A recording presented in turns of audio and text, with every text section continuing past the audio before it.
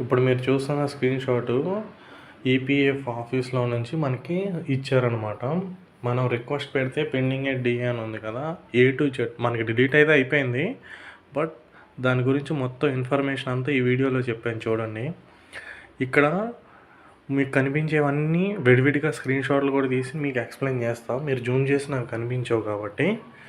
So ఇది మనకి మొత్తం ఒక 32 డేస్లో అలా వర్క్ అనేది అయితే అయిపోయింది, డిలీట్ అయితే అయిపోయింది. ఇక్కడ మనం చూస్తే ఫస్ట్ స్టేజు మనం పెట్టుకున్నాం కదా జాయినింగ్ ఎగ్జిట్ డేటు అండ్ మనం పెట్టుకున్న రిమార్క్స్, ఐ నెవర్ వర్క్ అని పెడతాం కదా, అది పెట్టిన తర్వాత అది మనకి డిఏ దగ్గర ఇలా చూపిస్తుంది అనమాట.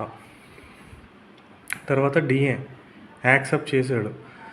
ఎందుకు రిమార్క్స్లో కూడా ఇచ్చాడు, కాంట్రిబ్యూషన్ లేదంట, అలాగే ఎన్సీపీటీఎస్ కూడా లేవంట. సో అందుకే అప్రూవ్ చేశాడని రిమార్క్స్లో చూపిస్తున్నాడు ఇక్కడ క్లియర్గా. తర్వాత ఏపీఎఫ్సీకి వెళ్ళిపోద్ది డైరెక్ట్గా, అది కూడా వచ్చింది మీకు స్క్రీన్ షాట్ చూడండి.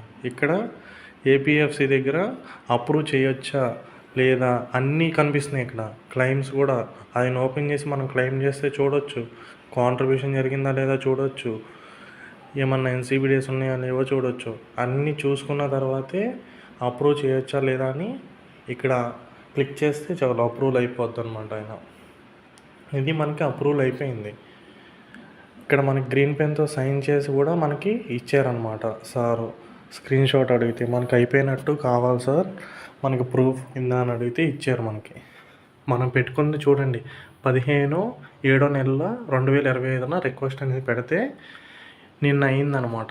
18/8/2025 అయిపోయింది.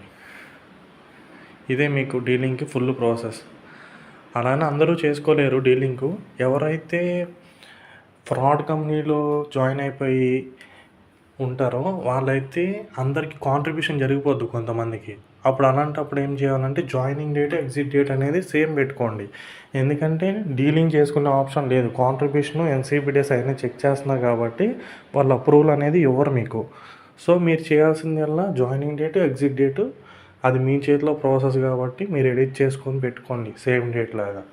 అప్పుడు వన్ డేనే వర్క్ చేశారు కాబట్టి ఎంప్లాయర్ కూడా ఏమనరు మీరు బ్యాక్గ్రౌండ్ వెరిఫికేషన్లో. ఇక్కడ చూస్తున్నారు చూసారా, 29th August 2022 ఇలా ఎడిట్ చేసి ఇస్తాం. ఎవరైతే 1 month 2 month 3 month చేసి ఆ కంపెనీలో నచ్చక లేకపోతే అది ఫ్రాడ్ కంపెనీ అని చెప్పి ఎవరైతే ఎగ్జిట్ అయిపోతారో వాళ్ళు మన దగ్గర ఇలా ఎడిట్ చేయించుకోవచ్చు డేట్ని అనేది. ఓవర్లాప్ ఉన్నా సరే చేస్తాం. కొంతమంది ఓవర్లాప్ ఉన్నారని కంపెనీస్లో తీసుకోరు జాబ్కి. సో అలాంటి వాళ్ళకి కూడా joining date exit date same పెట్టమన్నా పెడతాం. డ్యూయల్ ఎంప్లాయ్మెంట్కి కూడా చేస్తాం ఇలాగే.